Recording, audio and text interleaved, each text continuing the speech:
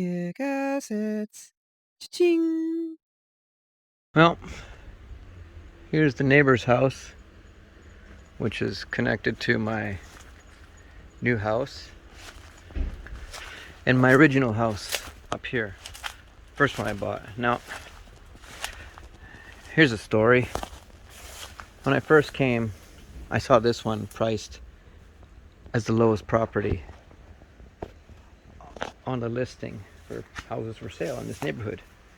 This was many years ago, say 5, and it was a really good deal. I think they mispriced it, but I came, I saw, and I said I want it on the spot. And you know, I was getting worried that they weren't going to choose me as the buyer, but they did in the end. And yeah, so I got pretty lucky there. Now I went home on that day just to keep an eye on how many people were interested in the house, as the listings have likes, and this had like 40 likes. There were people lined up behind me to buy it because it was such a great deal, and I happened to be the second person to look at it because it was so cheap and it was still in really, really good condition. You know, the outside and the inside. Didn't really have to do much for renovations. And basically, yeah, I just wanted to see the likes. And of course, it was no longer the cheapest house on the listing because they didn't take it off the listing yet until the paper was all signed. They don't do that in Japan. Anyhow, there was another house that popped up that was like really cheap, like almost giving it away, like less than half the price of this one. And I decided, let's go take a look at it just for kicks, just to see if I could buy it with some pocket change. And it so happened to be this house right here. Now, what are the odds of that? Because online, when they post their ads for houses, they give you a general area, but they don't give you the exact address. In most cases, anyway. So, that's my wife moving. My wife spying on me. So anyhow, like I was saying, it just so happened to be this house right here. Now, it was in horrible shape.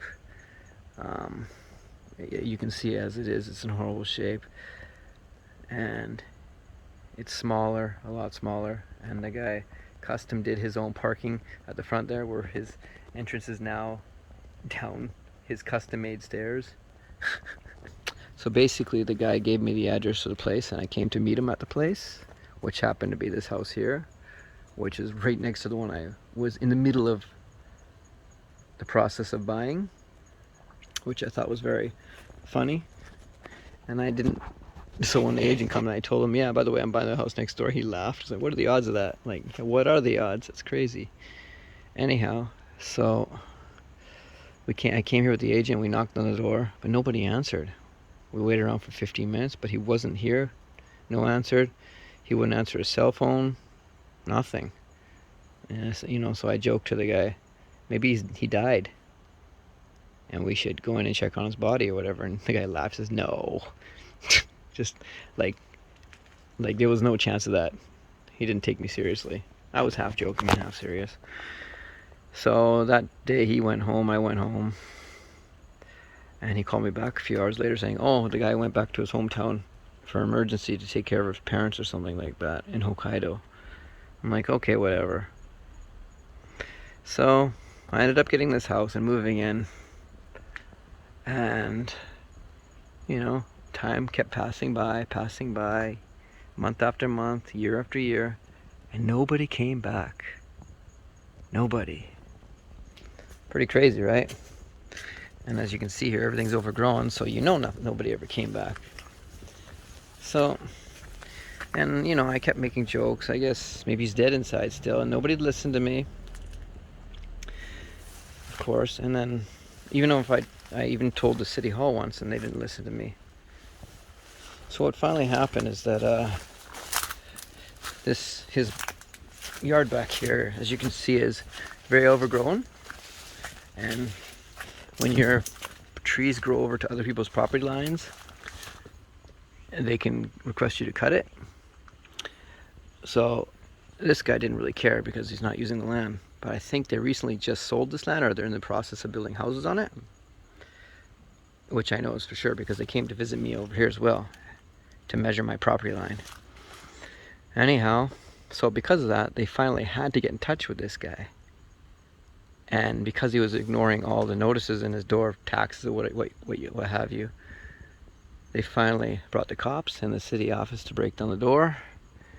And guess what they found inside? Bones. So who was right? As I tug my shirt here, I was right. My joke was pretty accurate because according to them, and me overhearing and listening to their Japanese as they're talking, the city office talking to the police, etc. Apparently something to do with a rope, and yeah, you know, one thing led to another, and yeah, he seppuku'd himself, offed himself in the rope variety, if you know what I mean, since I can't mention specific things in videos on YouTube or wherever I post this. But it's pretty crazy, right? So all those years, I knew it, I had a hunch. I was living next door to a vanished guy, to a inakunatta guy, to a perished guy, to a dead body. Pretty crazy, right? No, it didn't smell a thing, didn't notice a thing, nothing. I just had a hunch.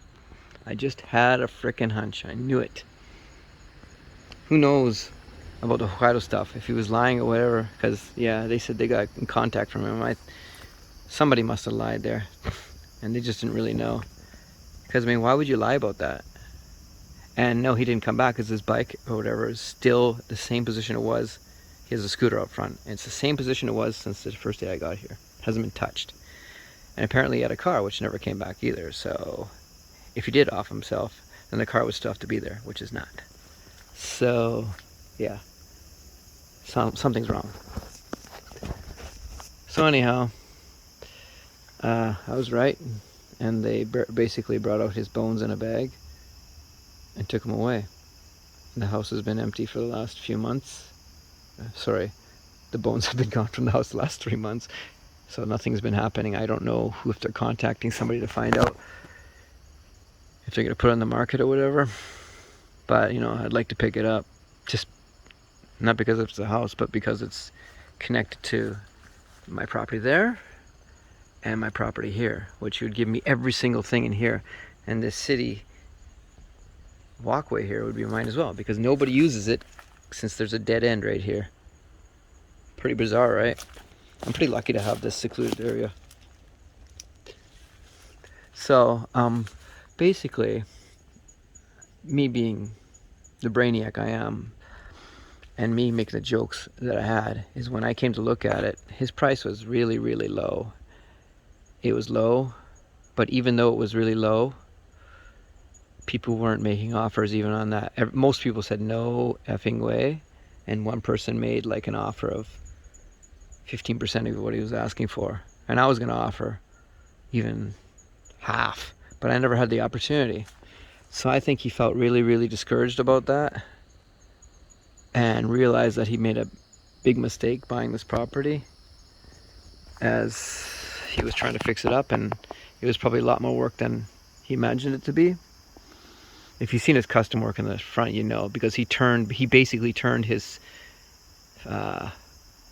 second roof into the walkway to his entrance, which is really weird, and getting rid of his entrance, his normal entrance, basically because he wanted to create a parking spot for himself. Yeah. It's just sad. It is really sad that this happened. You know, I would have purchased off him. Still had a few, even though I bought that house up there for cash, I still had a few bucks in the bank that if I worked out a deal with this guy, I could have bought it off him, no problem. He'd still be alive today. So it's really sad. I missed it by one day. Can you believe that? The exact day I went to see it, he did it the night before or the morning. Didn't tell me the time, but They talked to him the day before to set up the meeting, so it was obviously that night or the morning, because I arrived at maybe 11 a.m. to nothing. So not much of a time span there.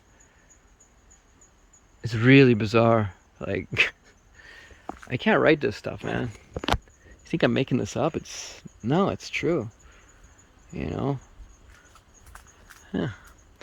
I'm gonna still try and get it, but the problem is because he offed himself, and they can't contact his parents or whatever. I don't think he knows anybody or whatever. I mean, because there's been nobody here to check on his mail or check on his well-being over the 4 years that it's been empty. And maybe the people of Hokkaido died as well. Maybe that was something to do with it. Maybe the sudden death there shocked him. I don't know. It's another possibility. But because there's nobody, there's nobody I can buy the house off of. It'll go to the city and it'll go to auction, which sucks. And because the way the Japanese auctions do their housing is not bidding in a building, it's bidding blindly. So you have to make an offer on it, and whoever bids the highest gets it. So you never know, and you don't want to overpay for something. So there's a great possibility you'll lose. I've tried the bidding once or twice, and I lost both times, because you never know what to bid. You know, it's not like you hear the guy bidding 1,000, I'll go on 1,500, 2,000. It's not like that. You don't get to see what's going on. You just have to blindly bid, and the highest bidder gets it. So, yeah. Sorry for the crazy story, guys, but I thought I'd get it off my chest. It's been pretty bizarre. And now I gotta clean this, obviously, since I'm the owner of most of the stuff here. Yeah. First world problems. Maybe I'll show you the park. Anyhow, I decided to show you the front. Here's my house on the right. Right is my house. Here's the bike that hasn't moved in 4 or 5 years or whatever it's been. You see his tools. Look at this. He made his own parking spot. This used to be just a path to his house. He put all this concrete in. And that's where the original entrance was, down there. No ghosts as of yet.